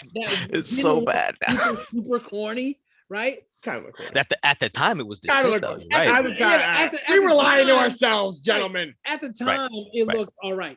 We were lying to ourselves. any movie you look back now, 20 years back, it's going to be corny. You know what I mean? But that was the first one that really took advantage of a lot of technology. Not Terminator 2. Stands the test of time. Mm-hmm. True, actually. But they've really come a long way, from X-Men to Iron Man to the whole MCU. They've shown us where they can take comic book stories, and a lot of these stories, they won't just take one arc. They may like combine a couple arcs together, like they did with like Infinity Gauntlet, Infinity War, right. Civil War, all those different from the comic book material, but they kind of like splice it together and like they give it to us in that package. I think they can do the same thing with comic books in perpetuity. You're absolutely. So you're saying that comic book movies are here to stay. We will never have anything different. Listen, you sound like a guy from the 60s being like, what's always going to be popular? Westerns. Like, come on. Like, dude, things run their course. They've been making comic book movies. All right, so X-Men came out in what, the late 90s? 99. Like comic books themselves have been since what, World War One? You know what I mean? So this is a long legacy of like documentation and fandom and stuff like that. We talking about our grandparents are reading this shit. You talked about to the Egyptians. Talk about hieroglyphics. You want to come to me with that shit? You know what I'm saying? Yeah, cave writings. They had the fucking dude shooting a boar, man. That was like Wolverine back in the day. That was or what's it called? Apocalypse, right? Apocalypse. Yeah, right. Apocalypse on that bitch. He was a pharaoh. Yeah, right. I don't know. So my thing is that. Yeah, go ahead. So like my thing is that like they can, like, yes, you're right, they can't just keep doing like saga after, like if it's gonna be quick shit, no. But if you look at like the first Iron Man, that was like a fucking almost 2-decade long saga that went on. You know what I mean? That was like one saga, really. It was like everyone knew it was coming to Thanos eventually. You know what I mean? And they still had like a little branch off stuff like that. Not like they're gonna have now, I don't think. But I think now with this Kang dude and maybe like with X-Men and stuff like that, and there's so many. This Kang guy could be like a huge saga that might last like 10 years. And then like X-Men might be like a whole nother saga that might last like fucking 10 years. They could build characters off of that shit. Sabretooth, Wolverine. They could just do a whole nother Avengers if they wanted to with X-Men. They don't have to touch the fucking Avengers. I would love it if they came together, but like really, if they really just wanted to reboot the fucking X-Men, they could have a whole nother 20-year saga, like something with Apocalypse like going to be at the end of it, like do like something awesome. Not like these other ones were, I liked a couple of them. Like my favorite one was the Days of Future Past. I thought was great. I felt like with X-Men they were trying to just really eat off of Homegirl from Hunger Games. Lawrence, yeah. Right. Yeah. So I feel like they kind of like fed off of her. They didn't expect for her to all of a sudden be an Oscar right. Yeah. Whatever. Yeah, right. Yeah. So they kind of like built off the wrong character, maybe, I thought, like in those movies. But in Days of Future Past, I didn't think like it was kind of about her, but not it was more about the other characters around her. But she was like the main objective, really. Through Magneto and Professor X. Really. Yeah. So like. But like they could do X-Men like a whole nother fucking Avengers thing where it goes like 10 years into another 20 years if they want to. That's my thing. Like it might get tiresome maybe, but it's gonna they could do something for like 20 years and we might still be interested because we know that there's something big at the end of it, like Infinity Wars. I think what they've done a good job at is unfolding stories to us and keeping us engaged. You know what I mean? Like ever since the very first Iron Man, like we've been looking forward to every single Marvel movie that comes out. Everyone. No matter what it's about. And like before Iron Man, if you had said, all right, there's going to be this Uber franchise and it's going to have Iron Man, who before the Iron Man movie, I'll be honest, I didn't know a whole lot about Iron Man. Well, so that's said that, actually. They're getting made a good point about this. There's very deep cuts, like, and I don't, we're probably getting an hour 3 of the podcast, but like my thing is with it is they already got the comic book characters that were popular, but not whatever dining table names. I think Gerard, you were saying something how like when it started, not everybody was. It made it cool again. Now our kids and our friends' kids are running around dressed like Iron Man. That wasn't happening in 1997, right? It's because we thought it was cool. Now it filters down to like the younger age, our younger brothers, our younger kids, and stuff like that. Yeah. Right? Mm-hmm. So we're starting to get into we're getting to the point where somebody like me, who is a C-level comic book fan, maybe a B-, right? Bought some comics in the 90s, but wasn't like in it. Now a comic book character comes out in the movies, Kang, and the nerds got to tell me who the fuck Kang is. So I'm just saying, like, we're going pretty deep into the bench. And there's a reason sometimes why these characters aren't as popular. This is all like, you know what I mean? Like, who the hell cares about some of these people? I agree with you. Like, yes, maybe people like you who, don't have like super deep. What do you mean, you people? You heard what I said. What do you mean by that? People that don't have a super deep knowledge of like comic book characters, villains, etc. You may not know who Kang is and stuff, but the movies that are coming out now are not for people like you necessarily. Oh, it doesn't. Yeah. They're for my son and for teenagers and for people that are gonna go say, "Mom, buy me this toy." Don't George Lucas. Buy me this Disney Plus. I think they're gonna make it good stuff. And tell me that this is for the kids. When your son wasn't necessarily like watching fucking Loki and being like, "Oh yeah, interdimensional fucking teleport." No, okay, but cool. they want to introduce people, X-Men, all these new characters to a new generation of watchers. I'm not saying they want to. They already know that. So they already know that you and I are gonna tune in, and if they fucking put Wolverine up there, I'm definitely tuning in. We're gonna watch, right? So they want to make people like that. Get up. They make those characters interesting to people that aren't 40. They want to make it interesting to people that are younger. That they have once they see it, they're going to be invested emotionally for the next 20 years. Right. You know what I mean? Sure. They got a whole group of people from like that are like a 30-year age group or even more than that are already invested. There's people that didn't know about Iron Man when they first started watching these movies. Now they're going to want to know about all these other guys. Maybe you're right. They didn't introduce those guys because they weren't as popular, because people weren't reading comic books. But now everyone saw these movies. People might be like, "Yo, I want to see what this guy is. I want to see what that guy is." Even though that guy's been out since like 1942 or some shit like that. No one really cared about him, but now they will because they're watching the movies. They weren't comic book people. If there's something I know, it's that 10-year-olds love interdimensional characters, where in this movie he's this and in that movie he's that, and he dies there, but now he's alive over there. Like, dude, there's a reason why in most stories like Lord of the Rings and Star Wars, evil is just evil. The Emperor, there's no nuance to the Emperor. He's just fucking pure evil. Sauron, he's just pure motherfucking evil. Iron Man, I know he wasn't the coolest guy ever until fucking Robert Downey Jr., but guess what? He was basically an alcoholic Batman. He was a rich, fucking wealthy tech guy who fucking just used his superpower is his wealth. So we've been new on that kind of thing. All right. Fair. I want to ask you a question, sir. I want to ask you a question. Shoot. Other than Marvel, what nerd shit are you on, or that you were looking forward to? Because as we said, Marvel has basically been writing them blank checks and not having anything to worry about. But is there another genre or another series or another big stick out there, or even a small stick that you're like, you know what, I'm in for Marvel, I'm in for whatever they take me, but I also want to see that? So I'm into a lot of nerdy things, but and you mentioned it before how they botched it, but I'm excited about this new Game of Thrones prequel that's coming out. Yeah. I read a bunch of stuff like that had to do with the pre Game of Thrones lore and the Westeros and lore and stuff like that, and this House of Dragon stuff seems like it's going to be pretty interesting, and they could really roll that into like Marvel. They could roll that into like series. Like there's a bunch of stories that come behind that are kind of like awesome, like how the dragons all died and stuff like that. So this is like the beginning of how the dragons get to Westeros. The dragons died? Yeah, they all died, dude. We said spoilers is cool on this, right? The dragons die? I guess Yeah, I they ain't don't gotta make watch it. this new show. House of They the don't make Dragon. it. It's called House of the I Dragon. know how it is. Yeah. They're all fucking Well, dead. They're all dead. They don't make it. The dragons don't make it. They don't ever make it, man. Come on. They'll never make it, these dragons. I Yeah, saw man. that trailer that came out today. It got me super hyped. It got the juices flowing, because here's the Yeah. thing about like stuff like that. I always say about certain stuff, it knows the code. And like all they had to do was kind of have something Game of Thrones, have some music that sounds Games of Thrones, right? Have some swords, some fire, some fucking blonde hair. And it's like, yes, I know this feeling. I know this feeling. We're back.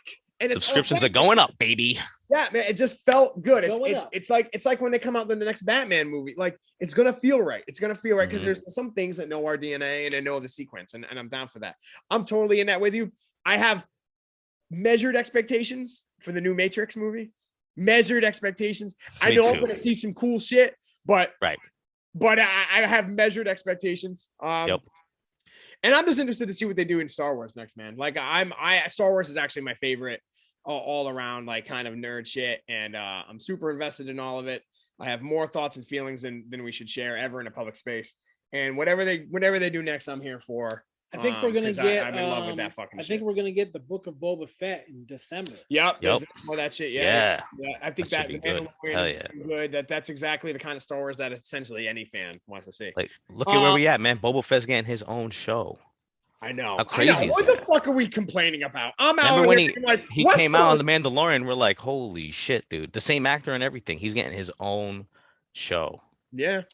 A man got eaten by a vagina. Live. So before we kind of adjourn this epic fucking pod, so Gerard, we had been doing superlatives, right? And that's things from our past year that was our favorite. This was our nemesis of the year. This is our cousin of the year. That kind of shit. I have yet to share my favorite moment of the pod in the past year. Wait, what? Let's talk about it. Yeah. Of the pod. Mm-hmm. From my perspective, the funniest moment that we captured on wax until the next funny moment. Let's just put it out there. It ain't our pinnacle. It ain't the zenith, but it's up there. And that is, gentlemen, I call your attention to Exhibit episode 29. Fuck you, payment. Back. Where we talked about the NFL draft. And we had a little sidebar conversation about how the draft felt like a bunch of white slave traders down at the docks looking over the options for purchase. And I said to my mans, yo. Wait, you talking about the combine? We were talking about the draft. They all suited up. We were talking about the draft. We compared the draft to slave trading. Because I didn't say that. No, we did. We did. Oh, okay. We did on the pod. Go ahead. You're like looking at you like, hey, I didn't say that shit. Don't you dare say that shit. I love the NFL. So do we. And we compared. We were just kind of, hey man, we're spitting. We're just spitballing here. Mm-hmm. And I said, yo, so who's your favorite slave? And my man over here goes, I would have to say my great grandfather.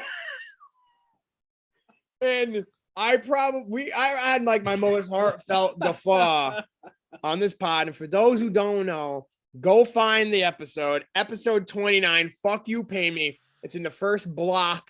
So we're talking about the draft. And let me tell you, to hear this man say that his favorite slave is his great grandfather, it was funny.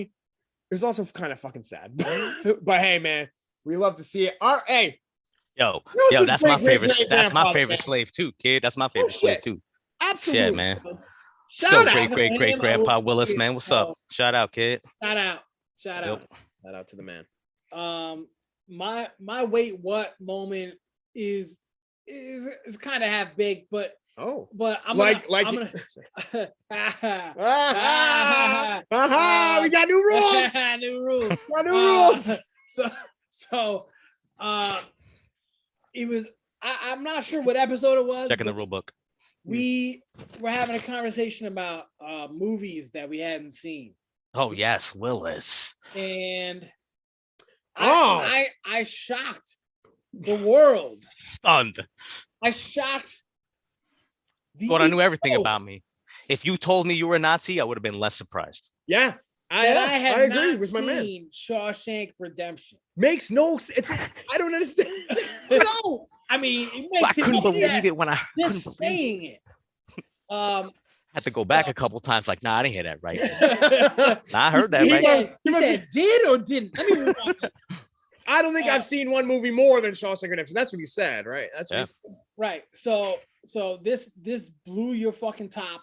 Yeah. As it well, obviously the internet. One's mind.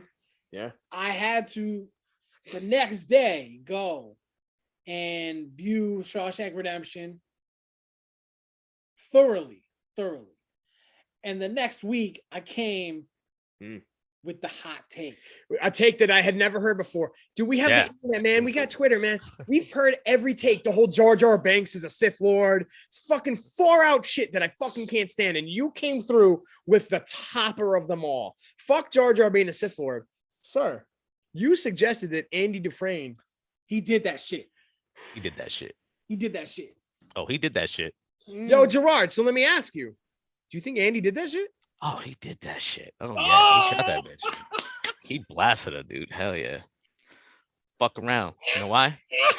I would have blasted her too. No, I'm just kidding. I wouldn't. Nah, he did that shit. With a golf pro? He got caught with that fucking golf pro. You know what sucks is that could happen with you. You're into that golf life, man. You bring a guy back to the house, you know? Right. I might be the pro, and the guy catches me with his dude. Blang. Oh, you're saying that you were the cucker or not the cuckold. Right.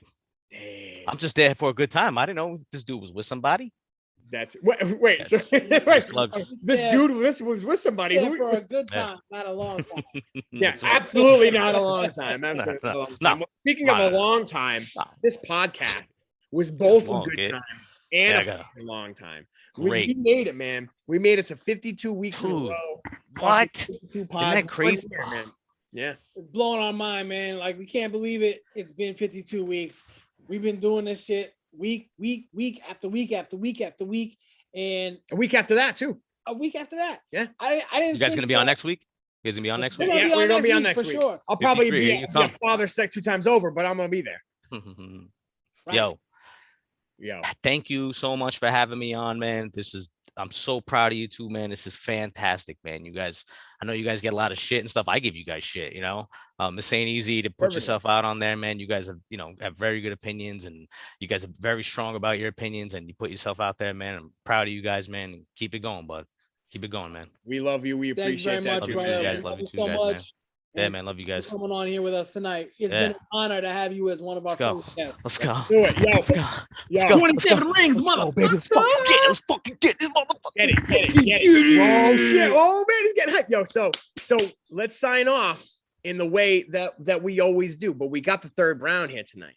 So per usual, we sign off with a salutation of our heartfelt feelings. So this is an honor for myself that I get to do it with the 2 Browns here with me. Hey, guys, I love you. Love you, bro. I love you, too. Love you, bro. All right. Peace. Later, boys. Take it easy. Good later. Let's go, Yanks. Let's go, fucking yeah. Whoa. All right. Love you, boys. Yeah. Hey, that was the pod, bro. That was great, man. 1 year. Ain't that some shit? You still lit? Of course. Oh, shit. You know, we litty to titty all day, every day. Mm-hmm. Thank you for coming on the pod with us. This has been a great joy. It really has. It's been a total pleasure sharing the podcast studio with you for 52 weeks. Thank you for running your mouth as you do. You filling the airspace and giving the people what they want. what they need. What we know they need. Thank you very much to all of you who listen week to week. Some of you who maybe skip a week or a month or two. We don't care as long as you give us those DLs and you hit us up every now and then. We love you the same. Thank you to our amazing significant others, our better halves who support us. Let us come up here and do this bullshit week to week. That's the other amazing thing. It's 52 weeks in a row. It's not just our time, it's their time. We love you. Thank you so much for giving us this space to share this with not only our family, but with ourselves. You know, it means a lot for us as best friends. And per usual, my guy, I love you. I love you too, brother.